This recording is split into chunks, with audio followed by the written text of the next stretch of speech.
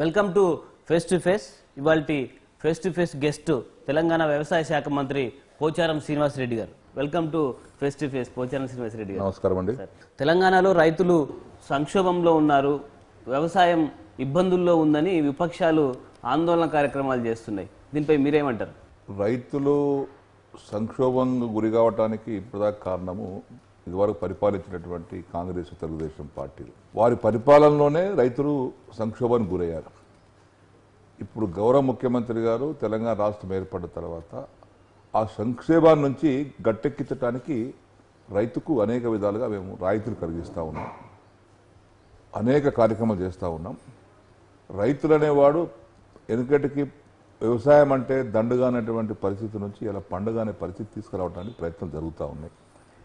అందులో భాగంగానే ఈరోజు రకరకాల రాయితీలు ఇస్తూ ఉన్నాం. 2 పంటలు పండించేటువంటి పరిస్థితి రైతుకు తీసుకురాగలిగితే ఏ రైతు కూడా బాధలు ఉండరు. టీఆర్ఎస్ గవర్నమెంట్ ఏర్పడి 2.5 సంవత్సరాలైనా రైతుల ఇబ్బందులు దూరం కాలేదు. రైతుల ఇబ్బంది నంబర్ 1 కరెంట్ కొరత దూరమైంది, నంబర్ 1. సరే, 2014లో వర్షాభావ పరిస్థితి ఉంది, 2015లో వర్షాభావ పరిస్థితి ఉంది, 2016లో మంచి వర్షాలు పడ్డాయి. అది ప్రకృతి వల్ల వచ్చినటువంటి ఇబ్బందులు తప్పితే ప్రభుత్వం వల్ల వచ్చినటువంటి ఇబ్బందులు కావు. ప్రభుత్వం చేయాల్సినటువంటి రైతులు వ్యవసాయ రంగాన్ని పెద్ద పీట వేశాం. ఇలా సబ్సిడీ మీద విత్తనాలు ఇస్తున్నాం, సబ్సిడీ మీద పూర్తిగా మాఫీ కరెంట్ ఇస్తున్నాం, సబ్సిడీ మీద వ్యవసాయ యంత్రీకరణ పరికరాలు ఇస్తున్నాం, సబ్సిడీ మీద ఇవాళ మీకు డ్రిప్ ఇరిగేషన్ ఇస్తున్నాం, సబ్సిడీ మీద పాలి హౌస్ ఇస్తున్నాం. అంతేకాకుండా ఇవాళ వడ్డీనే రుణాలు ఇప్పిస్తున్నాం, పావుల వడ్డీ రుణాలు ఇప్పిస్తున్నాం. అనేక రకాలైనటువంటి కార్యక్రమాలు గత ప్రభుత్వాలు చేయనటువంటి అనేక కార్యక్రమాలు ప్రభుత్వం రైతులకు రాయితీల రూపంలో అందిస్తూ ఉంది. ఇవన్నీ చేసినప్పటికీ కూడా ప్రకృతి సహకరించకపోతే మానవుడు ఏం చేయలేడు. కానీ ఈ సంవత్సరం ప్రకృతి సహకరించింది. ఖరీఫ్ పంటలు కొద్దిగా మొన్న ఆగస్టు మాసంలో కొద్ది డ్రై స్పెల్ వచ్చినప్పుడు ఇబ్బంది వచ్చింది, కానీ మళ్ళీ సెప్టెంబర్లో అందుకున్నాయి. మళ్ళీ సెప్టెంబర్లో బ్రహ్మాండ వర్షాలు పడ్డాయి, ఇవాళ డ్యాములు నిండినాయి, ప్రాజెక్టు నిండినాయి. అక్కడక్కడ ఎక్కడ అధిక వర్షపాతం పడి చెరువులు దిగినటువంటి ప్రాంతంలో ఆ కింద గ్రామాలు కింద పంటలు ముంపు గురైన మాట వాస్తవం. అది కొంత భాగమే. చాలా సోయాబీన్ లాంటి పంటలు బాగా ఈ వర్షాల వల్ల నష్టపోయాయని రైతులు చెప్తున్నారు. సోయాబీన్ పంట స్టార్టింగ్లో వేసుకున్న వారికి కొంత నష్టం ఎక్కువ ఉంది. లేట్ ప్లాంటేషన్ చేసిన వారికి, లేట్ సోయింగ్ చేసిన వారికి నష్టం లేదు. అందుకే మేము ముందు చెప్పా, నేను స్టేట్ బిల్ అనేక సార్లు ఇచ్చాను.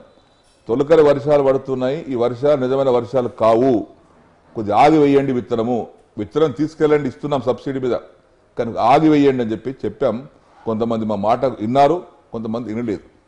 లేటుగా సోయింగ్ చేసినటువంటి వారికి ఇవాళ నష్టం లేదు. స్టార్టింగ్లో సోయింగ్ చేసిన వారికి కొంత నష్టం ఉంది, అది వాస్తవమే. నేను హరీష్ రావు గారు కలిసి ఎన్నడూ కూడా సోయాబీన్ కొనుగోలు కేంద్రాలు ఇదివరకు చరిత్రలో ఎప్పుడు ఓపెన్ కాలే. ఇలా సోయాబీన్ కొనుగోలు కేంద్రాలు ఏర్పాటు చేసి ఆ దెబ్బతిన్నటువంటి సోయాబీన్ పంటను కూడా కొనే విధంగా ఒప్పించాం. కాంటలు స్టార్ట్ అయింది. తర్వాత ఈరోజు రైతాంగానికి గతంలో ఏమయ్యేదండి, విత్తనాల విషయంలో కానీ ఎరువుల విషయంలో కానీ కాంగ్రెస్ తెలుగుదేశం పార్టీ హయాంలో మండల కేంద్రాలు లాఠీ చార్జ్ అయ్యేటి, సరుకు దొరికేది కాదు. ఈరోజు టీఆర్ఎస్ ప్రభుత్వం వచ్చిన తర్వాత ఎక్కడ కూడా అటువంటి పరిస్థితి లేదు. ఎక్కడన్నా చిన్న తాత్కాలికంగా ఉంటే తప్పితే జనరల్గా మాత్రం ఎక్కడ లేదు. రైతులు సీడ్ తీసుకోవడంలో, ఫెర్టిలైజర్ తీసుకోవడం తృప్తిగా ఉన్నారు. అంటే నకిలీ విత్తనాలతోటి రైతులు నిలువున మోసపోయారు. నకిలీ విత్తనాలను అరికట్టడంలో గవర్నమెంట్ కంప్లీట్గా ఫెయిల్ అయినది విపక్షాల ఆరోపణ. ఇప్పుడు మాకు విత్తనాలలో వరి విత్తనము, మొక్క విత్తనము, పత్తి విత్తనము, సోయాబీన్ విత్తనము, కందులు, పెసళ్ళు, మినుములు, తెల్లజొన్నలు, సన్ఫ్లవరు, ఇన్ని రకాల విత్తనాలు ఇచ్చినాం. ఎక్కడ కూడా కల్తీ రాలేదే. ఒకే ఒకటి భూతద్దలు పెట్టి చూపించింది మిర్చి పంట. అది ఎక్కడ, వరంగల్, ఖమ్మం, నల్గొండలో కేవలం 1100 ఎకరాలు మాత్రమే, ఓన్లీ 1100 ఎకర్ మాత్రమే. అది కూడా ప్రభుత్వం ఇచ్చినటువంటి సీడ్ కాదు, అది ప్రైవేట్ వ్యాపారం తీసుకున్నారు. కానీ ఇటు పత్తి పంట మీద, ఇతర పంటల మీద నకిలీ విత్తనాలు సరఫరా చేసిన వారి మీద చట్టరీత్యా చర్య తీసుకోవడానికి చట్టం ఉంది, కానీ మిర్చి దానికి చట్టం లేదు. ఈ చట్టం కూడా కేంద్ర ప్రభుత్వం తయారు చేసినటువంటి చట్టమే, కానీ మిర్చి నకిలీ విత్తనాలపైన చట్టం లేదు. అయినప్పటికీ కూడా మాకు నోటీస్ వచ్చిన వెంటనే నేనే పర్సనల్గా కలెక్టర్తో మాట్లాడి, వరంగల్ ఖమ్మం కలెక్టర్తో మాట్లాడి ఏమేం జరిగిందంటే జరిగింది సార్ అంటే ఇమీడియట్గా నిర్దాక్షిణంగా ఎవ్వరి ముఖం చూడకండి, కేసులు పెట్టండి, పీడీ యాక్ట్ పెట్టండి, హాత్ కడి లేచి చేతికి బేడీ లేచి జైలు పంపించమని చెప్పాం. అంటే కేవలం డీలర్ల మీద చర్య తీసుకొని అసలు ఈ విత్తనాలని ఉత్పత్తి చేసిన కంపెనీలని వదిలేశారనేది మరో ఆరోపణ. కాదు, హాత్ కడి లేచింది, బేడీ లేచింది ఉత్పత్తిదారులకే. ఎవరైతే ఉత్పత్తి చేశారో వారినే పీడీ యాక్ట్ కింద పెట్టాం. డీలర్లు ఎవరైతే ఉన్నారో 98 మంది వాళ్ళ లైసెన్స్ రద్దుపరిచాం. 98 మంది లైసెన్స్ రద్దుపరిచాం. మాకు ఎవరితో సంబంధాలు లేవు, ఎవరితో బంధుత్వాలు లేవు, ఎవరితో లాలూచి లేదు, మాకు ఎవరితో తీసుకోవాల్సిన అవసరం లేదు. ఇవాళ పీడీ యాక్ట్ పెట్టింది కూడా ఉత్పత్తిదారుల పైననే. లైసెన్స్ డీలర్లు 9 మంది క్యాన్ చేశాం. ఇంకా చేసినాక ఇంకో మంచి పని చేశామంటే, రైతులు ఏ కంపెనీ దగ్గర ఏ డీలర్ దగ్గర అయితే నకిలీ విత్తనాలు నష్టపోయారో, ఉదాహరణకు 10 గ్రాముల విత్తనం వారు 350 రూపాయలు చెల్లించి తీసుకున్నారు. 1 ఎకరానికి 100 గ్రాములు కావాలి విత్తనం. 10 ప్యాకెట్ ఇస్తారు. 1 ఎకరానికి 10 గ్రాముల ప్యాకెట్ ఒక్కొక్కటి 10 ఇస్తారు. అయితే 350 రూపాయలకు కొన్నటువంటి విత్తనంకు నష్టపరిహారం కింద అదే డీలర్ చేత 1 ప్యాకెట్కి 600 ఇప్పించాం. 600 అంటే ఎకరానికి 6000 అయింది. 6000 రూపాయలతోని మళ్ళీ నష్టపోయిన రైతు వేరే దగ్గర పోయి చిల్లీ నర్సరీ తీసుకొచ్చుకొని ఇలా పంట వేసుకున్నాడు. గతంలో ఈ విధంగా నష్టపరిహారము డీలర్ చేత ఇప్పించినట్టు సంఘటనలు లేవు. వీళ్ళు ఇన్ని రకాల విత్తనాలు సరఫరా చేస్తున్నారు. కొన్ని ప్రభుత్వం చేస్తుంది, కొన్ని ప్రైవేట్ కంపెనీలు చేస్తున్నాయి. 1 కోటి ఎకరాలలో 1200 ఎకరాలకు నకిలీ విత్తనాలు ఇచ్చినంత మాత్రాన 1 కోటి ఎకరాల విత్తనాలు నకిలీ అయినట్టునా? ఇవన్నీ బాగా పండే కదా. సోయాబీన్ బ్రహ్మాండ విత్తనం ఇచ్చాం, మంచి గ్రెయిన్ ఇచ్చాం, మంచి ఈళ్ళు వచ్చినాయి. పత్తి ఇచ్చారు, వడ్లు ఇచ్చాం, కందులు ఇచ్చాం, పెసర్లు ఇచ్చాం, జొన్నలు ఇచ్చాం, మినుములు ఇచ్చాం. ఎక్కడ కాంప్లైంట్ లేదు. ఇవాళ ఒక్క మిర్చి విత్తనం 1 ప్రాంతంలో, అది కూడా లిమిటెడ్ ఏరియాకి వస్తే ఇంత రభసన. దానికి ఏదో పోచారం శ్రీనివాసరెడ్డి గారు దుకాణం పెట్టి అమ్మినట్టుగా, ఆయన విత్తనాలు ఆయన ఇంటికి పోయినట్టుగా, విత్తనం ఎవడో ప్రైవేట్ వాడు ఇచ్చాడు. కఠిన చర్య తీసుకుంటాం, తప్పనిసరిగా వదిలిపెట్టాం. ఇప్పటికే పీడీ యాక్ట్ కింద వేసి బేడీ వేసి పంపించాం. ఎవరు మేము ఉపేక్షించాం. కాబట్టి అటువంటి పరిస్థితి కాదు. ఇలా ఉత్తమ్ కుమార్ రెడ్డి గారు వారు మాట్లాడుతున్నారు. రైతులకు ఏకకాలంలో రుణమాఫీ చేయడంలో టీఆర్ఎస్ గవర్నమెంట్ విఫలమైంది అనేది ప్రధానమైన కాంగ్రెస్ ఆరోపణ. ఫస్ట్ మీటింగ్ కేసీఆర్ గారి నాయకత్వంలో అధ్యక్షతన ఫస్ట్ మీటింగ్ 2 జూన్ నాడు ప్రభుత్వం అధికారంలోకి వస్తే 4 జూన్ నాడు మీటింగ్ పెట్టాం. నేను ఈటల రాజేంద్ర గారు ఇద్దరం పాల్గొన్నాం. సార్ ఎంబడి, ముఖ్యమంత్రి గారు ఎంబడి ఆల్ బ్యాంకర్స్ పిలిచాం. పిలిచి చెప్పాం, చూడండి మీరు స్టడీ చేయండి, ఎంతమందికి ఎంత రుణం మాఫీ చేయాలి లెక్కగట్టి ఇవ్వండి అన్నాం. వాళ్ళు లెక్కగట్టించడానికి మేము జూన్ 4 తారీఖు మీటింగ్ పెట్టుకుంటే వాళ్ళకి అన్ని లెక్కలు కట్టి వాళ్ళు మాకు ఆగస్టు ఇచ్చారు. ఆగస్టు ఇచ్చిన వెంటనే సీఎం గారు క్యాబినెట్ సబ్ కమిటీ వేశారు. వేసి మేము బ్యాంకర్స్తో మాట్లాడాం. ఇది చాలా మంచి ఇనాల్సిన ఇష్యూ. మీటింగ్ పెట్టుకుంటే ఆ మీటింగ్లో మేము ఏమన్నామంటే, చూడండి మరి 17,000 కోట్లు ఉన్నాయి కదా, కొత్త ప్రభుత్వం వచ్చింది, ఇప్పటికే నినగాకమని ప్రభుత్వం వచ్చింది, నిల్వలేము ఉండయి, వచ్చిన ఆదాయం కలిసి మీకు కట్టాలి కాబట్టి రైతులకి ఇచ్చిన హామీ ప్రకారం మీకు కడతామంటే, సరే ఏ విధంగా కడతారన్నారు. మేము 4 కిస్తులు కడతామన్నాం. ఒకవేళ మీరు ఒప్పుకోకపోతే 4 కిస్తులు మేము కట్టేదానికి మీరు బ్యాంకర్స్ అంగీకరించి మళ్ళీ యథావిధిగా రెన్యువల్ చేయలేకపోతే, మీరు కూడా సహకరించకపోతే ఇదే 25% చెక్ మేము రైతులకు ఇచ్చేస్తాం, మీకు ఇవ్వం. ఇక అట్లా 25 పోస్ట్ డేట్ చెక్లు ఇచ్చి రైతులకు ఇచ్చేస్తాం 4 విడతలుగా.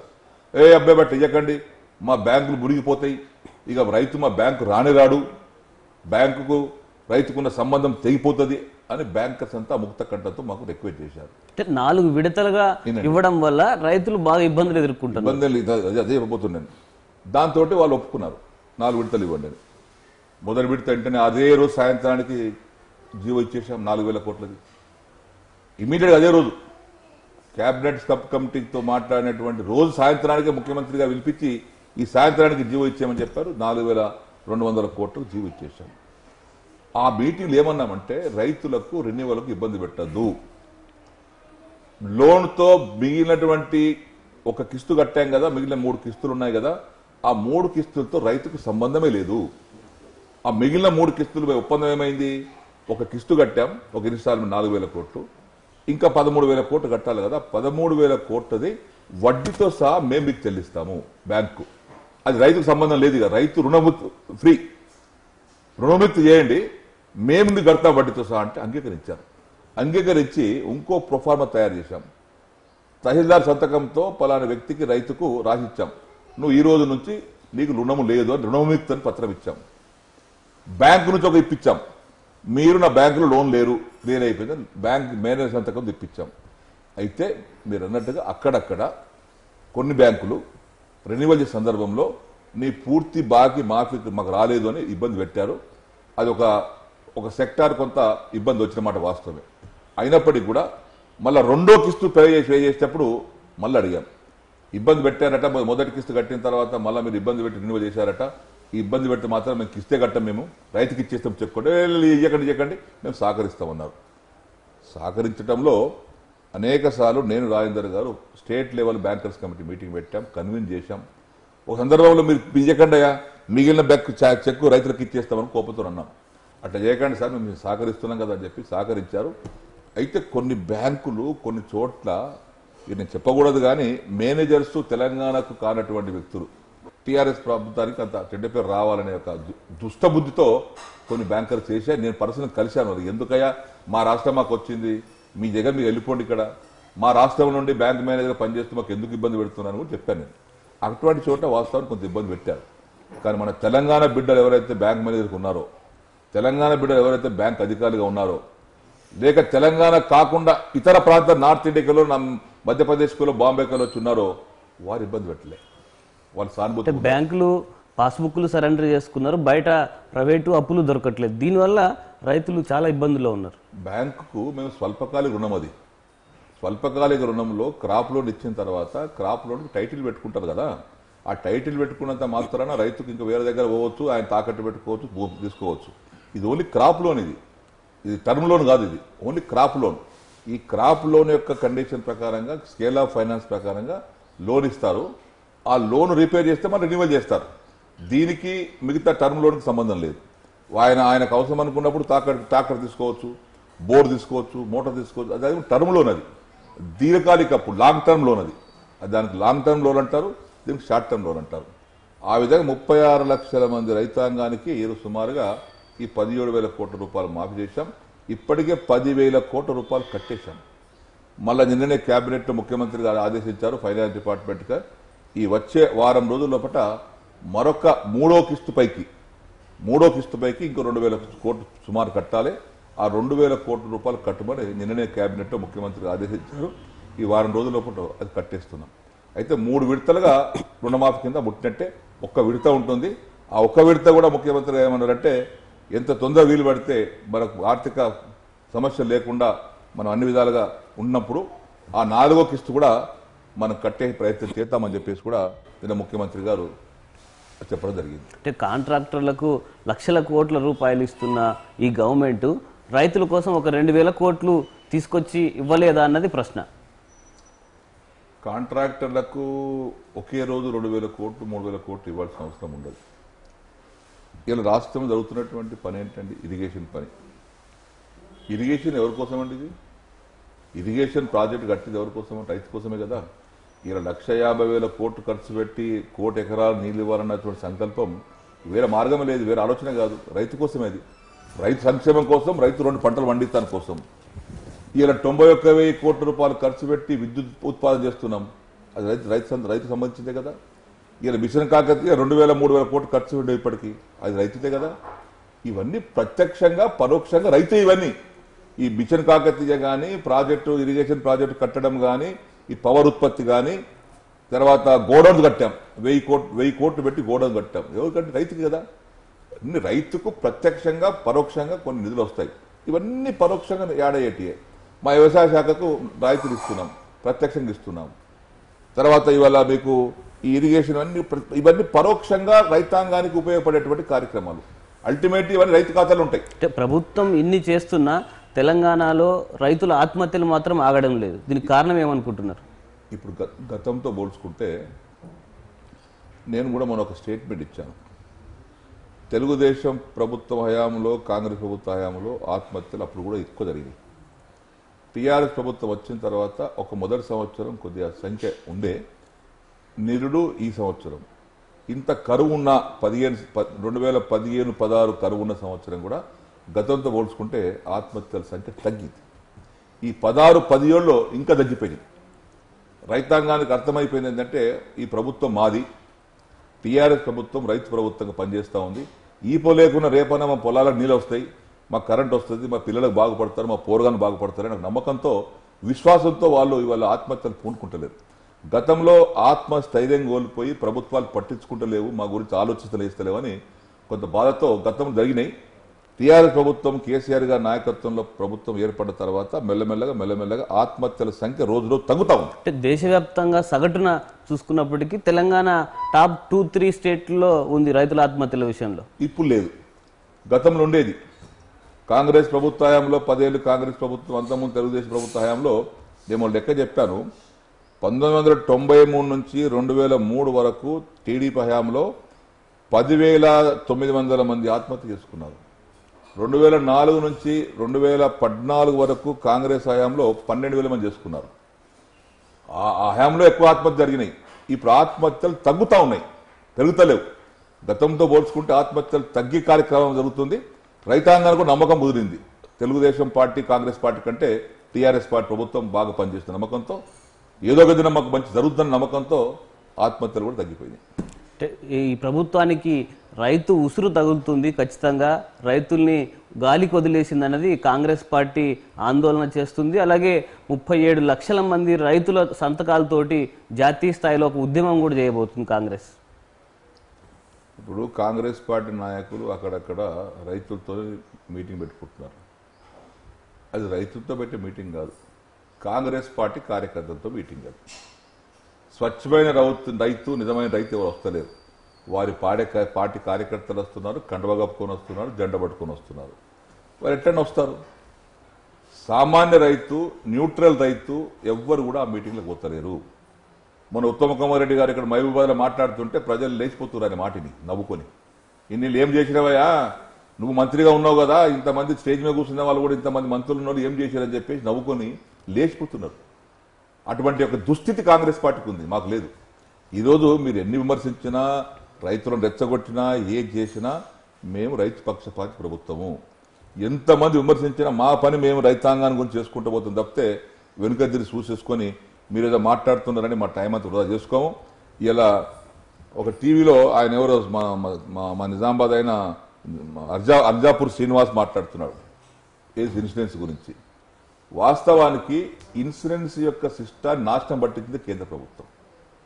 ఇంతవరకు క్రాప్ లోన్ తీసుకున్నటువంటి వ్యక్తి ఖరీఫ్ పంట అంటే వానాకాలం పంట 31 సెప్టెంబర్ వరకు తీసుకోవచ్చు. ఆ క్రాప్ లోన్ తీసుకునే చివరి తేదీ వరకు ఇన్సూరెన్స్ ప్రీమియం కట్టుకోవచ్చు.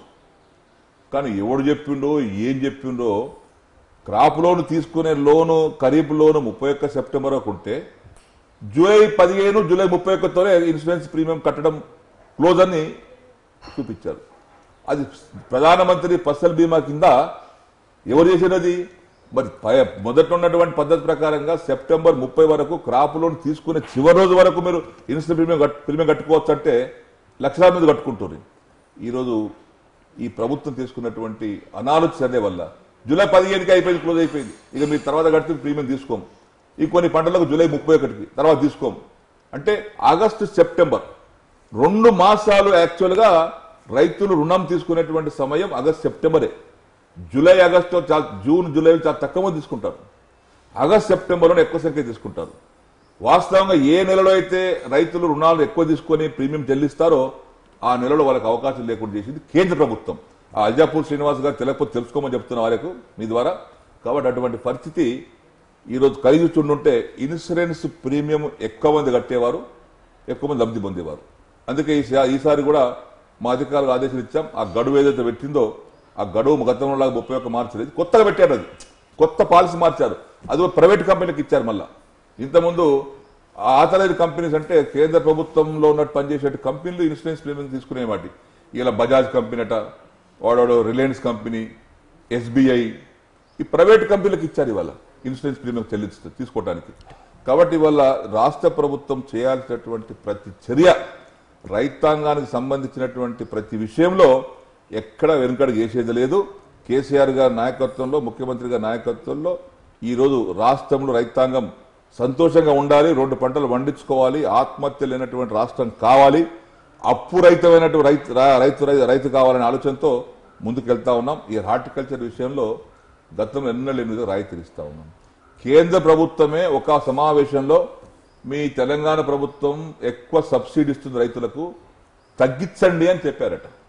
మేము తగ్గించము, రైతులకు మేము హామీ ఇచ్చినాం. డ్రిప్ ఇరిగేషన్ సబ్సిడీ కానీ, పాలియవ్ సబ్సిడీ కానీ, కూరగాయలకు సబ్సిడీ కానీ, పందిరి కూరగాయలకు సబ్సిడీ కానీ, మల్చింగ్ సబ్సిడీ కానీ మేము తగ్గించే ప్రసక్తి లేదు. మీరు మీ రాష్ట్రాల్లో బీజేపీ పాలిత రాష్ట్రాలు తగ్గించుకోండి కానీ మేము తగ్గించే ప్రయత్నం చేయమని చెప్పడం జరిగింది. అంటే కేంద్ర ప్రభుత్వం వాటా ఇచ్చినప్పటికీ, రైతులు ఒకవైపు ఇబ్బందుల్లో ఉన్నప్పటికీ రాష్ట్ర ప్రభుత్వం ఇన్పుట్ సబ్సిడీని రిలీజ్ చేయలేదు. అంటే ఒక్క కోణంలోనే ప్రతిపక్షాలు ఆలోచన చేస్తూ ఉన్నాయి. నేను, కడియం శ్రీహరి గారు, మహమూద్ అలీ గారు ఢిల్లీకి వెళ్ళి కేంద్ర వ్యవసాయ శాఖ మంత్రి రాధామోహన్ సింగ్ గారికి ఒక మెమోరాండం ఇచ్చాం.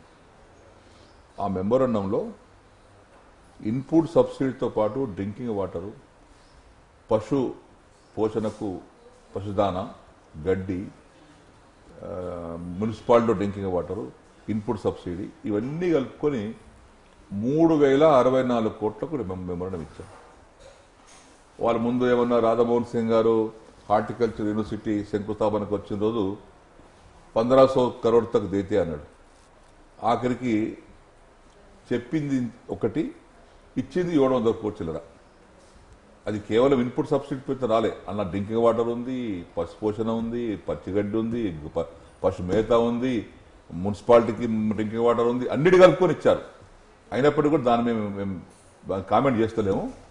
ఆ వచ్చిన డబ్బు చాలా మట్టుకు ఈ సంవత్సరం డ్రింకింగ్ వాటర్ కూడా ఎక్కడ కొరత రాకుండా చేశాం. తీవ్రమైన కరువు ఉంటే కూడా గతంలో కుండలు రోడ్ల మీద పెట్టి, బిందెల రోడ్ల మీద పెట్టి ధర్నా చేసేవారు. ఇలా రాష్ట్ర ప్రభుత్వం డ్రింకింగ్ వాటర్ సమస్య లేకుండా రాష్ట్ర వ్యాప్తంగా అన్ని చర్యలు తీసుకోవడం వల్ల సమస్య రాలేదు.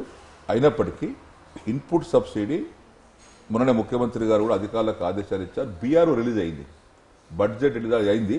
ఫైనాన్స్ డిపార్ట్మెంట్ వారు కొద్ది రోజుల్లోనే ఆ ఇన్పుట్ సబ్సిడీ రాష్ట్ర ప్రభుత్వం, ఎందుకంటే కేంద్రం ఇచ్చినటువంటి నిధులు మొత్తం ఇన్పుట్ సబ్సిడీ కింద ఇవ్వలే, అన్ని కలుపుకొని ఇచ్చారు.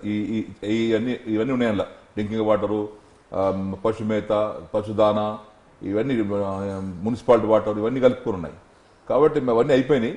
మేము దానికి మళ్ళీ డబ్బు ఇంకా ఆధారంగా రాష్ట్ర ప్రభుత్వం రిలీజ్ చేసి ఇన్పుట్ సబ్సిడీని రైతు ఖాతాలో జమ చేస్తాం. అంటే తెలంగాణ ఉద్యమంలో ముందుండి పోరాడిన ప్రొఫెసర్ కోదండరాం నేతృత్వంలో రైతు దీక్ష చేస్తున్నారు. ఒక రైతు విధానం లేదు, ఒక సీడ్ కార్పొరేషన్ ఇప్పటివరకు ఏర్పాటు చేయలేదన్నది వాళ్ళ ప్రధానమైన డిమాండ్. సీడ్ కార్పొరేషన్ ఉంది. తెలంగాణ సీడ్ కార్పొరేషన్ ఉంది బ్రహ్మాండంగా. మొన్నటిదాకా మురళి గారు ఎండీగా ఉన్నారు, హాకకు ఎండీగా ఉన్నారు. సీడ్ కార్పొరేషన్ ద్వారా గతంలో రైతాంగానికి ప్రోత్సహించినటువంటి దాఖలా లేవు. ఈ సంవత్సరం మేము ఫర్ ఎగ్జాంపుల్ సోయాబీన్ విత్తనం ఉంది. సోయాబీన్ విత్తనం ప్రతి సంవత్సరం బయటకి తెచ్చుకుంటాం. ఈ సంవత్సరము మేమే ఫౌండేషన్ సీడ్ కార్పొరేషన్ ద్వారా రైతులకు ఇచ్చి, ఫౌండేషన్ సీడ్ ఇచ్చి బైబ్యాక్ అగ్రిమెంట్ చేసుకొని వారు పండించినటువంటి సోయాబీన్ సీడ్ మేమే కొని రైతులకు సర్టిఫైడ్ సీడ్ ఇవ్వడానికి కూడా మేము ప్లాన్ చేశాం. ఈ సంవత్సరము కొద్ది వర్షాలు పడి మేము ఇచ్చినటువంటి ఫౌండేషన్ సీడ్ అక్కడక్కడ కొంత దెబ్బతిన్నది, కానీ 3 లక్షల క్వింటాలకు మేము ప్లాన్ చేశాం. 3 లక్షల క్వింటాలు మాకు టార్గెట్ ఉంది. Seed corporation is functioning well. ఇలా సీడ్ సరఫరా ఎక్కడైతుందండి? సీడ్ కార్పొరేషనే కదా. Agriculture department Indian seed corporation ఇస్తాము. సీడ్ కార్పొరేషన్ ద్వారా జిల్లాలో ఉన్నటువంటి డిఎం తెప్పించుకొని అగ్రికల్చర్ డిపార్ట్మెంట్కు సీడ్ సరఫరా చేస్తున్నారు. గత 3 సంవత్సరాలుగా సక్సెస్ఫుల్ గా సీడ్ సప్లై అవుతుంటే కన్నా కనబడతలేదా? సీడ్ కార్పొరేషన్ పనిచేస్తలేదని బ్రహ్మాండంగా పనిచేస్తుంది. ఒక రైతు విధానం లేకుండా పోయింది. రైతు విధానాన్ని ప్రకటించాలని రైతు దీక్ష చేస్తుంది జేఏసీ. రైతు విధానం అనేది లోతుగా ఆలోచిస్తే రైతుకు కావాల్సినటువంటిది ప్రధానంగా మా రాజకీయ పార్టీలకు రాజకీయం కావాలి. రాజకీయ కోణంతోనే ఆలోచిస్తారు. మాది ఒక రాజకీయ పార్టీ అయినప్పటికీ కూడా మేము మానవీయ కోణంతో, రైతు కోణంలో ఆలోచిస్తున్నాం. రైతుకి ఏమేమి ఇన్పుట్స్ కావాలి, రైతుకి ఏ అవసరాలు ఉన్నాయి, ఏ అవసరం తీరిస్తే రైతు సంతృప్తిగా ఉండగలుగుతాడు అనే కోణంతో గౌరవ ముఖ్యమంత్రి గారు ఆలోచన చేసి ఆ విధంగా ముందుకెళ్తా ఉన్నాం. ఈ రాజకీయ పార్టీలు ఒక్కొక్క పార్టీ ఒక పేరు పెట్టుకొని దీక్షలు చేస్తుంటాయి. ఆ దీక్షలకు మాకే సంబంధం లేదు. దీక్షలకు వారి వెంబడి ఉండేటువంటి కొంతమంది వ్యక్తులే ఆ దీక్షలకు మద్దతు ఉంటారు తప్పితే రైతుల మద్దతు లేదు. ఉదాహరణకు నిన్న ఇంటర్నేషనల్ పల్స్ డే. ఈ సంవత్సరం పప్పు దినుసులు దిగుమతి కావద్దని, ఎప్పుడు పప్పు ధాన్యాలు దిగుమతి అవుతాయి. కారణం ఏంటి? ప్రభుత్వాలు పప్పు ధాన్యాల పంటకు ప్రోత్సహించకపోవడం వల్ల కన్జంప్షన్కి ప్రొడక్షన్కి వ్యత్యాసం ఉండటం వల్ల దిగుబడి చేసుకునేవారు. 220 రూపాయలు కందులయ్యి ఒక కిలోకి. ఈ సంవత్సరం కందులు, మినుములు, పెసళ్ళు రైతులకు సబ్సిడీ మీద ఇచ్చాము. ఇచ్చి 10 లక్షల ఎకరాలలో ఈ కందులు, పెసళ్ళు, మినుములు పండించాల్సింది ఈ సంవత్సరం 17 లక్షల ఎకరాలు పండించాం. అంటే 7 లక్షల ఎకరాలలో అదనంగా ఈ యొక్క పల్సెస్ పంట విస్తీర్ణం పెరిగింది. ఈరోజు కందిపప్పుల ధర, పంట దిగుబడి పెరిగింది కాబట్టి, విస్తీర్ణం పెరిగింది కాబట్టి ధర తగ్గుతూ ఉంది. ఇది ప్రభుత్వం తీసుకున్నటువంటి చర్య. సోయాబీన్ అదేవిధంగా, సోయాబీన్కు గతంలో 10,000 క్వింటాలు కూడా మనం ఇక్కడ విత్తనం పండించేది కాదు. ఇలా 3 లక్షల క్వింటాలు రైతులు పండించాం. సోయాబీన్ క్రాప్ కూడా ఎవ్రీ ఇయర్ సగటున 5 లక్షల ఎకరాలు విస్తీర్ణం వేస్తారు. ఈ సంవత్సరం 8 లక్షలు వేశారు. ఈ విధంగా ప్రతిదీ కూడా ఇలా సోయాబీన్ కానీ, మొక్కజొన్న కానీ, పప్పు దినుసులు కానీ ఇవన్నీ కూడా 100% ఎక్కువ సాగైనాయి. అంటే ఎక్కువ సాగైనప్పటికీ సోయాబీన్ కానీ, మొక్కజొన్నకు కానీ, ఉల్లి కానీ అసలు గిట్టుబాటు ధర లేకుండా రైతులు ఇబ్బంది పడుతున్నారు. ఇవాళ మొక్కజొన్నకు, సోయాబీన్కి ధాన్యం కొనుగోలు కేంద్రాలు పెట్టి మినిమం సపోర్ట్ ప్రైస్ కోసం కాంటలు ఓపెన్ అయిపోయినాయి. గమనించాల్సింది ఏంటంటే రాజకీయ పార్టీలకు ఒకటే కోణంతో ఆలోచిస్తారు. ఓట్ల విషయంలో మాకు ఓట్లతో కాదు, ప్రమేయం కాదు, రైతులు కావాలి మాకు. ఇలా సోయాబీన్ క్రాప్ ఎన్నడూ కూడా కొనుగోలు కేంద్రాలు పెట్టి కొన్న దాఖలాలు ఎప్పుడు లేవు. మేము ఈ సంవత్సరం కొంత చెడిపోయింది పండించిన పంట. వ్యాపారస్తులు, బ్రోకర్లు ధరను తగ్గించుకుంటున్నారని తెలిసిన తర్వాత నేను వెంటనే హైదరాబాద్కు వచ్చి మొన్న నేను హరీష్ రావు గారు కూర్చుండి ఎవరైతే సోయాబీన్ ఫ్యాక్టరీలు ఉన్నాయో, సోయాబీన్ కొనుక్కొని ప్రభుత్వం ఇంట్లో పెట్టుకోదు కదా, గోడౌన్లు ఖరాబ్ చెడిపోతుంది అది ఎక్కువ పెట్టుకుంటే. ఆ సోయాబీన్ ద్వారా soybean oil, soybean milk, soybean product చేసేటువంటి ఇండస్ట్రీని పిలిపించుకొని మాట్లాడి మీరు ధర కొనాలని చెప్పాం. ఏ గ్రేడ్కు 2775కు అంటే మినిమం సపోర్ట్ ప్రైస్కి, బి గ్రేడ్ దానికి 2400 సోయాబీన్కు. వాళ్ళు సి గ్రేడ్ కూడా ఇవ్వమన్నారు. మేమన్నా సి గ్రేడ్ లేదు, ఒకటే grade, A grade B grade తప్పితే మరో గ్రేడ్ అని చెప్పాం. నిన్ననే కాంటలను ఓపెన్ అయినాయి. మొత్తం రాష్ట్ర వ్యాప్తంగా ఎక్కువ పండింది ఆదిలాబాద్, నిజామాబాద్, మెదక్ జిల్లాలో. సోయాబీన్ అన్ని చోట్ల లేదు. ఈ 3 జిల్లాలలో కలెక్టర్లకు ఆదేశాలు ఇచ్చాం. జాయింట్ కలెక్టరు, గౌరవ శాసనసభ్యులు ఎక్కడ వారు అక్కడ సోయాబీన్ కేంద్రాలు ఓపెన్ చేసి నడుస్తూ ఉన్నాయి. నంబర్ 1. నంబర్ 2, మొక్కజొన్న ఆల్రెడీ ఓపెన్ అయినాయి, కొంటూనే ఉన్నారు మార్కెట్ ద్వారా. ధాన్యం కొనుగోలు కేంద్రాలు కూడా ప్రతి జిల్లాకు 200 నుంచి 300 కేంద్రాలు రెడీ ఉన్నాయి. ఇదివరకే కేంద్రాల ద్వారా కొన్న అలవాటు ఉంది కాబట్టి ఇలా ధాన్యం కొనుగోలు కేంద్రాలు కూడా రైతులు ఎక్కడ కూడా మినిమం సపోర్ట్ ప్రైస్ కంటే తక్కువ అమ్మటానికి వీలు లేదు. సోయాబీన్ కానీ, మొక్కజొన్న కానీ, వరి పంట కానీ ఇవన్నిటి కూడా ధాన్యం కొనుగోలు కేంద్రాలు ఆల్రెడీ ఏర్పాటు చేశాం. ఇక పొలిటికల్ గా విమర్శించే వాడికి జవాబు ఏం చెప్తామండి? చూసుకోపోమని చెప్పండి, వారి కాన్స్టిట్యూన్సీలో పోయి చూసుకోమనండి. ధాన్యం కొనుగోలు కేంద్రాలు ఎన్ని ఓపెన్ చేశాం, ఎన్ని నడుస్తున్నాయి చూసి తెలుస్తుంది వాళ్ళకి. వట్టిగా ఏదో కొనుగోలు చేస్తలేరు, ప్రభుత్వం స్పందిస్తలేదు. బాబా మీరు చెప్పాల్సినంత అవసరం లేదు, మీ ద్వారా మేము గుణపాఠం తెచ్చుకోవాల్సిన అవసరం లేదు. మేము అందరం రైతులం. రైతు కుటుంబంలోకి వచ్చినటువంటి ముఖ్యమంత్రి, రైతు కుటుంబం వచ్చినటువంటి నేను, రైతుల అవసరాలు ఏంటో, రైతుల బాధలు ఏంటో మాకు తెలుసు కాబట్టి మీతో చెప్పించుకున్నంత కర్మ మాకు అవసరం లేదు. అంటే తెలంగాణలోని రైతుల సమస్యల్ని కాంగ్రెస్ పార్టీ జాతీయ ఎజెండాగా చేస్తుంది. రాహుల్ గాంధీని ఇక్కడ పిలిచి బహిరంగ సభ పెడుతుంది. అలాగే రైతుల సంతకాలతోటి రాష్ట్రపతికి వినతి పత్రం ఇవ్వబోతుంది. రాహుల్ గాంధీ గారు కాంగ్రెస్ పార్టీ నాయకుడు, ఉత్తమ్ కుమార్ రెడ్డి గారు కాంగ్రెస్ పార్టీ ప్రెసిడెంటు, ఇక్కడ ప్రతిపక్ష పార్టీ. ఆ మాత్రం ఉనికిని కాపాడుకోవడానికి కోసం, అసలు ప్రతిపక్ష పార్టీ ఉందా లేదా అని అనుమానం అందరికి వస్తుంది ఇప్పటికీ. ఆ ప్రతిపక్ష పార్టీ ఉంది అని ఉనికిని కాపాడుకోవటానికి చేసేటువంటి ప్రయత్నంలో భాగం అది. అంతే తప్పితే వారి పట్ల రైతులకు తెలుసు, రైతులకు వాళ్ళు ఏం చేసారో తెలుసు, మేమేం చేస్తున్నామో తెలుసు, వారి హయాం రైతుల పరిస్థితి తెలుసు, ఇప్పుడు తెలుసు. ఆనాడు మధ్య దళాలతోటి కాంగ్రెస్ పార్టీ కాంటలు ఓపెన్ చేయడానికి ఆలస్యం చేసేది. అప్పటికే సగం ధాన్యం అయిపోయేది ఊళ్ళల్లో. ఇప్పుడు మేము ఫ్రమ్ ది బిగినింగ్ ఇక్కడ కోత అవుతుంటే అక్కడ కేంద్రాలు ఏర్పాటు చేస్తున్నాం. కాబట్టి రైతుల గురించి మాట్లాడే హక్కు వారికి లేదు. రాహుల్ గాంధీ పిలుచుకొచ్చుకున్నా, సోనియా గాంధీని పిలుచుకొచ్చుకున్నా ఆ పార్టీ ప్రతిపక్ష పార్టీ అనేది ఉంది అని ఉనికిని చూపించుకోవడానికి పిలుస్తా ఉన్నాం. అంతే తప్పితే మరొకటి లేదు. రైతుల ఉసురు ఈ ప్రభుత్వానికి తాకుతుంది. ఈ గవర్నమెంట్ రైతులతోనే పతనం అవుతుంది అన్నది వాళ్ళ ఆరోపణ. నిన్న సర్వేలు చెప్పాయి కదండి, ఈరోజు ఏదో సర్వే చూపించారు. సరే, ఆ సర్వే చూపించిన దానికి నేనేమి కామెంట్ చేయదలుచుకోలేదు. కానీ రైతులు, ప్రజలు, పేదవాడు టీఆర్ఎస్ పక్షాన ఉన్నారని దాంట్లో ఎలాంటి అనుమానం లేదండి.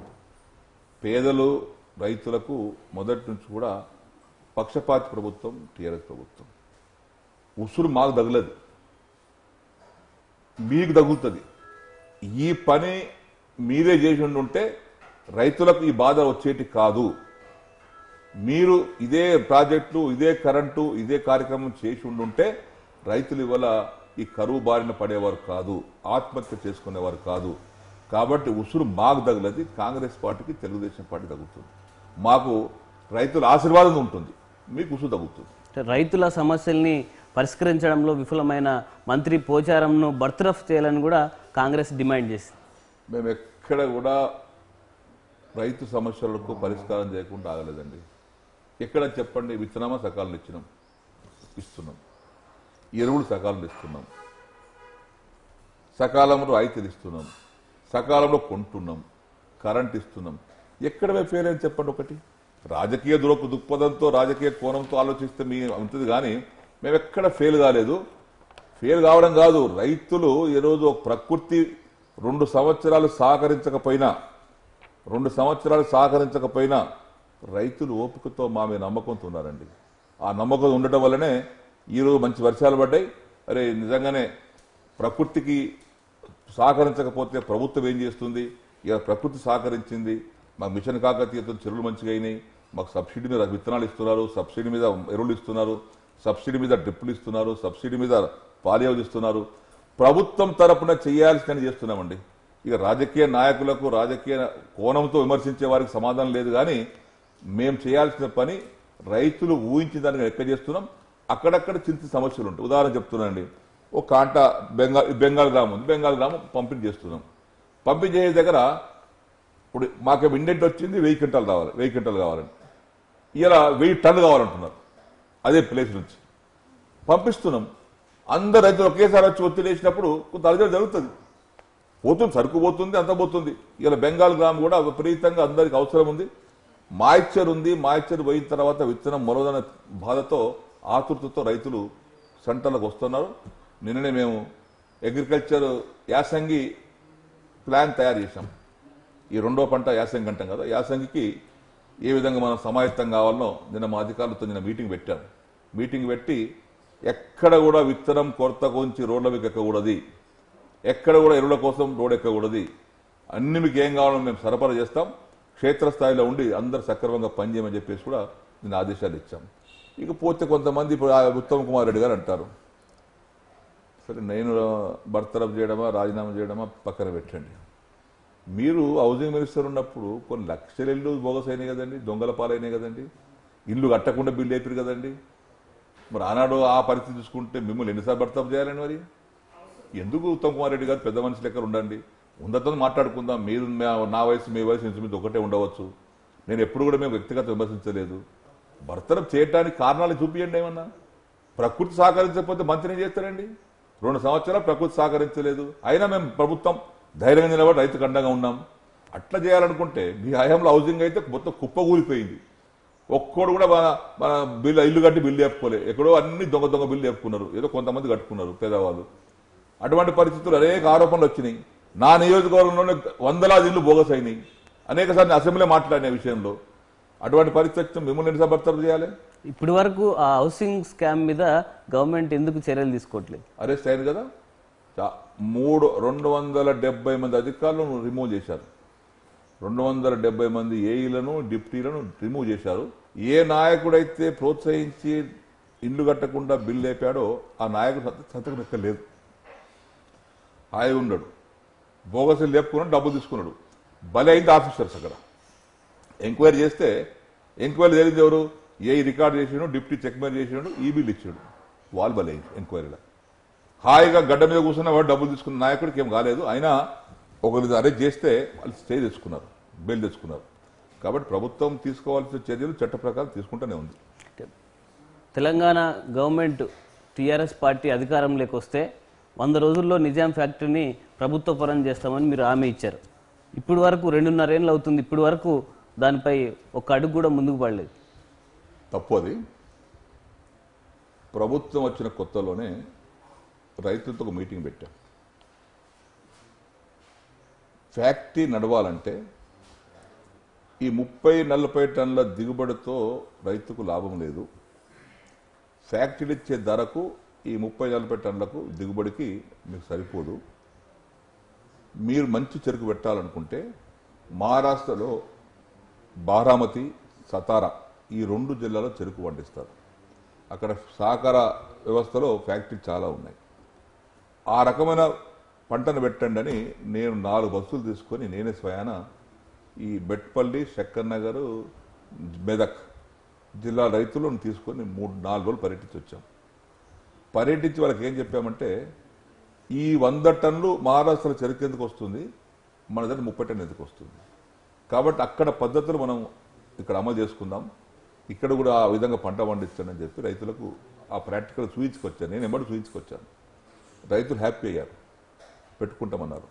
దాని తర్వాత ఏమన్నామంటే మీరు చెరుకు పెట్టండి, చెరుకు లేని ఫ్యాక్టరీ నడదు. ఫ్యాక్టరీ నడవాలంటే కనీసం 4 లక్షలు 5 లక్షలు ఫ్యాక్టరీ కేన్ కావాలి, షుగర్ కేన్ కావాలి ప్రతి ఫ్యాక్టరీకి. చక్కర్ నగర్కు 6 లక్షలు కావాలి, మెట్పల్లికి 4 లక్షలు కావాలి, మెదక్కు 4 లక్షలు కావాలి. అంటే దగ్గర 14-15 లక్షల టన్నుల చెరుకు ఉత్పత్తి అయితేనే ఫ్యాక్టరీ నడుస్తుంది. మీరు చెరుకు పెట్టండి, దాని తర్వాత అవసరం అనుకుంటే ఫ్యాక్టరీ తీసుకొని మీకు అప్పచెప్తాం. ఎందుకంటే వేరులకు అప్పచెప్తే ప్రభుత్వ పరంగా అంటే ఇదంతా ఆఫీసర్ వస్తుంది, ఇదివరకు నడిపించిన లాస్లో పోయింది, లాస్ పోతేనే ఇవాళ ఇబ్బంది వచ్చింది. కాబట్టి మేము పూర్తి స్థాయిలో రిపేర్ చేసి, ఇప్పుడు ఫ్యాక్టరీ రిపేర్ కావాలి, దాని సంపూర్ణ స్థాయిలో 3 ఫ్యాక్టరీలు రిపేర్ చేసి ఎన్ని కోట్లు ఖర్చు అయినా సరే అద్దంలాగా తయారు చేసి మీకు అప్పచెప్తాం, మీరు కమిటీ వేసుకొని నడిపించుకోమని ముఖ్యమంత్రిగా ఆదేశం ఇచ్చారు. అంటే ఈ ఫ్యాక్టరీని ప్రభుత్వ పరం చేసే ఆలోచన నుంచి ప్రభుత్వం వెనక తగ్గిందా? ప్రభుత్వ పరంగా చేసుకొని ప్రభుత్వమే ప్రజలకు అప్పచెప్తుంది. ప్రభుత్వమే తీసుకొని రిపేర్ చేసి మళ్ళా ఫ్యాక్టరీ నష్టపోకుండా ఉండటాని కోసం తీసుకొని ఫ్యాక్టరీ తీసుకుంటాం అనుకోండి, ఎవరు నడిపిస్తుండు, బాధ్యత లేదు, నష్టపోయింది సార్, ఫ్యాక్టరీ నష్టపోయింది, మళ్ళీ మాకు రేట్ ఇస్తలేరు అంటారు. కాబట్టి రిపేర్ చేసి ఎన్ని కోట్లు ఖర్చు అయినా సరే ప్రభుత్వం రిపేర్ చేస్తుంది, మీకు రైతులు కాదు. రిపేర్ చేసి ఫ్రీగా ఉచితంగా మీకు అప్పచెప్తాం, నడిపించుకోండి. ఎందుకంటే మహారాష్ట్రలో ఈ కోఆపరేటివ్ సెక్టార్లోనే ఫ్యాక్టరీ నడుస్తూ ఉన్నాయి. మేము పోయిన ఫ్యాక్టరీలు కోఆపరేటివ్ సెక్టారే. బారామతి అక్కడ అవన్నీ జిల్లాలు తిరిగొచ్చాము, అవన్నీ కూడా కోఆపరేటివ్ సెక్టార్ నడుస్తూ ఉన్నాయి. కోఆపరేటివ్ సెక్టార్ని మనం ముందు పెట్టుకొని, cooperative sector ultimately public sector, అది cooperative sector means public sector. కాబట్టి పబ్లిక్ సెక్టార్లోనే ఈ కోఆపరేటివ్ సెక్టార్ను అనుసంధానం చేసుకొని రిపేర్ చేసి మీకు అప్పచెప్తాం, మీరు మంచి నడిపించుకోండి, లాభాలు తెచ్చుకోండి, మంచి ఉత్పత్తి చేసుకోమని చెప్తే మెట్పల్లి వారు అంగీకరించలే, శక్కర్ నగర్ వాళ్ళు అంగీకరించలే. మెట్పల్లి వారు ముందు అంగీకరించి మళ్ళీ వారంతా ఇంకా వెళ్ళిపోయారు. ఈ మెదక్ వారు కొంత అంగీకరించారు, కొంత అంగీకరించలేదు. ఇవాళ సుదర్శన్ రెడ్డి గారు పాదయాత్ర చేస్తున్నారు, ఎవరు పోయినాడికి. మరి మీరు 10 ఏళ్ళు అధికారులు ఉన్నారు కదా, అప్పుడు ఒక శాసనసభ కమిటీ వేశారు కదా, శాసనసభ కమిటీ కూడా ప్రభుత్వం హ్యాండ్ ఓవర్ చేసుకోవాలని ఉంది. అప్పుడు మీరు మంత్రి కదా సుదర్శన్ రెడ్డి గారు, అందులో శాసనసభ కమిటీలో మీరు కూడా సభ్యుడే కదా, మరి ఆనాడు ఎందుకు హ్యాండ్ ఓవర్ చేసుకోలేదు? మరి ఆనాడు ఎందుకు ప్రైవేట్ అయితే మంచిగా ఉంటే ఎందుకు అన్నారు? ఈయన అన్నాడట, గవర్నమెంట్తో నడపలేము, గవర్నమెంట్ నడిపితే మళ్ళీ ఫ్యాక్టరీ కుప్పగూలిపోతుంది, ఈ ప్రైవేట్ ఉంది మంచిగా ఉంది, అవసరమైతే ఇంకా ప్రైవేట్ ఇంకొకరికి ఇస్తాం కానీ ప్రభుత్వ పరంగా తీసుకోవద్దని చెప్పినటువంటి వ్యక్తి సుదర్శన్ రెడ్డి గారు. ఆ యొక్క సమావేశంలో అక్కడ మినిట్స్ రెడీ ఉన్నాయి చూపిస్తాం కోసం. ఇవాళ పాదయాత్ర ఎందుకోసం అండి? ఇవాళ రాజకీయం చేయడం ఎందుకండి? రాజకీయం చేయడం ఎందుకు? ఎవరు విమర్శించారండి నన్ను, ఏం చేస్తారండి? మేము ఏం మోసం చేసినామో రైతులకు. మొదటి సంవత్సరము ధర లేకపోతే వాడు ఫ్యాక్టరీ నుంచి వాడు నడిపాడు, ఎవడైతే ప్రైవేట్ వాడు, ధర లేకపోతే వాడు ఇచ్చే ధర కంటే 340 రూపాయలు ఎక్స్ట్రా ఇచ్చినామండి రైతులకు. మేము ఎప్పుడు ఇవ్వలే, గవర్నమెంట్ పరంగా రైతుకు ఎక్స్ట్రా రేట్ ఇచ్చిన దాఖలాలు ఎప్పుడు లేవు. 340 రూపాయలు ఎక్స్ట్రా ఇచ్చాం టన్నుకు, ఒక టన్నుకు మొదటి సంవత్సరం. నిరుడు 2015 సీజన్లో వాడు ఫ్యాక్టరీ లేఅవుట్ చేసి ఎత్తేస్తే ఆ చెరుకును ఇతర ఫ్యాక్టరీ తరలించడానికి కోసము ట్రాన్స్పోర్ట్ ఇచ్చామండి. తర్వాత పర్చేస్ ట్యాక్స్ ఎప్పుడు ఇస్తారో అది కూడా ఇచ్చాం. ఏ ఫ్యాక్టరీకి అయితే చెరుకు తరలించామో ఆ తరలించినటువంటి కిరాయా ప్రభుత్వం భరించుకున్నది. ఇప్పటికైనా ఇవన్నీ రాజకీయ సొగసులు మానండి, రాజకీయ విమర్శలు మానండి. ఫ్యాక్టరీలు రిపేర్ చేసి అద్దంలాగా తయారు చేసి రైతులకు అప్పచెప్తామని గౌరవ ముఖ్యమంత్రి గారు చెప్పినటువంటి మాట ఆనాడు రైతులు అంగీకరించలేదు. ఇప్పుడు ఇవాళ మీరు కావాలని దాన్ని రాజకీయం చేస్తున్నారు. అటువంటి రాజకీయం వల్ల మీకు వచ్చేది ఏం లేదు. సబ్సిడీ ట్రాక్టర్ల స్కీమ్ తెలంగాణలో ఒక పెద్ద కుంభకోణంగా మారిందనేది ఆరోపణ. ఏం కుంభకోణం ఏం లేదండి. ఒకటి ఆలోచించుకుంటే ఇందులో అన్ని పార్టీల వారు తీసుకెళ్తున్నారు, అన్ని వర్గాల వారు తీసుకెళ్తున్నారు. ఇప్పుడు టీఆర్ఎస్ పార్టీలో ఉన్నటువంటి ఒక జెడ్పీటీసీ రైతు కాదండి, ఇక వాడు వ్యవసాయం చేయొద్దా? కేవలం టీఆర్ఎస్ కార్యకర్తలకే ఇవి ఇస్తున్నారు అన్నది ఆరోపణ. కేవలం లేదు, అందరికి ఇస్తున్నాము. అన్ని పార్టీల వారు మిషనరీ తీసుకెళ్తున్నారు. ఇలా తార్పాలని కానివ్వండి, రోటవేటర్లు కానివ్వండి, మినీ ట్రాక్టర్ కానివ్వండి, పెద్ద ట్రాక్టర్ కానివ్వండి, ఇతర పనిముట్లు కానివ్వండి, అన్ని పార్టీల వారు దరఖాస్తు పెట్టుకుంటున్నారు. అక్కడ కలెక్టర్ శాంక్షన్ చేస్తున్నారు. మా దగ్గర రాదు, అది రాష్ట్ర ప్రభుత్వం దాకా కమిషన్ దాకా రాదు. కేవలం కలెక్టర్ గారి ఆధీనంలోనే ఈ శాంక్షన్ అవుతుంటాయి. ఆ శాంక్షన్ అయిన దాంట్లో దరఖాస్తు పెట్టుకుంటే దరఖాస్తు పరిశీలించి అక్కడ జాయింట్ డైరెక్టర్ గారు నోటు పెడతారు కలెక్టర్ గారికి, కలెక్టర్ గారు శాంక్షన్ ఇస్తారు. అది మంత్రులకో లేకపోతే ఎమ్మెల్యేలకు సంబంధం లేదు. అది కలెక్టర్ లెవెల్లోనే అధికారుల లెవెల్లోనే కార్యక్రమం జరుగుతుంది. Okay, thank you sir. Thank you.